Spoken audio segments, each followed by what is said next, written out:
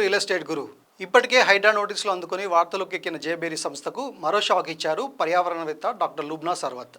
రంగలాల్ చెరువును జేబేరీ సంస్థ పూర్తిగా ఆక్రమించిందని, వరద నీరు లోపలికి రాకుండా బయటకు వెళ్లకుండా మట్టి పూడ్చి నాశనం చేసిందని, సహజ సిద్ధంగా ఉన్న కొండలు గుట్టలు నాశనం చేసి రోడ్లు వేసిందని, వెంటనే ఆ సంస్థ నుంచి రంగలాల్ కుంట ఉన్న స్థలాన్ని వెనక్కి తీసుకోవాలని డాక్టర్ లుబ్నా సర్వత్ ముఖ్యమంత్రిని కోరుతూ మెయిల్ పెట్టారు.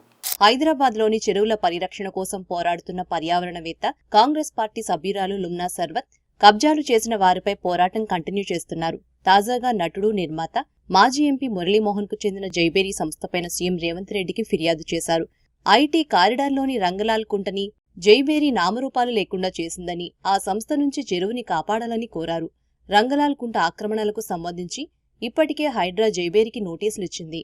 షేర్లింగంపల్లి మండలం నానక్రామగూడ సర్వే నంబర్ 106లో 2.28 ఎకరాల్లో రంగలాల్ చెరువు విస్తరించి ఉంది. బఫర్ జోన్ను కలుపుకుని మొత్తం 5.36 ఎకరాల్లో ఉంది ఈ కుంట. గతంలో సమీప పొలాలకు సాగునీటిని అందించిన రంగలాల్ చెరువు చుట్టూ తర్వాత కాలంలో అనేక నిర్మాణాలు వెలిశాయి. కుంటని మట్టితో నింపేసి ఇష్టమొచ్చినట్లు ఆక్రమించారు. వరద నీరు లోపలికి రాకుండా బయటకు వెళ్లకుండా అలుగు, తూము సైతం కబ్జాకు గురయ్యాయి. ఆక్రమణలతో కనుమరుగైన ఈ చెరువు ఉన్న స్థలాన్ని కొన్ని రోజుల క్రితం హైడ్రా కమిషనర్ రంగనాథ్ పరిశీలించారు. ఇక్కడ జైబేరీ కన్స్ట్రక్షన్స్ కుంటను ఆనుకుని చెరువు శిఖం స్థలంలో మట్టిని నింపి రేకులతో ఫెన్సింగ్ ఏర్పాటు చేసి ఆక్రమించిందని గుర్తించి జైబేరీ సంస్థకు నోటీసులు జారీ చేశారు. 15 రోజుల్లోగా ఆక్రమణలు తొలగించకపోతే తాము రంగప్రవేశం చేయాల్సి వస్తుందని నోటీసుల్లో హెచ్చరించారు. హైడ్రా నోటీసులకు స్పందించిన మురళీమోహన్ తామే నిర్మాణాలను కూల్చేస్తామన్నారు.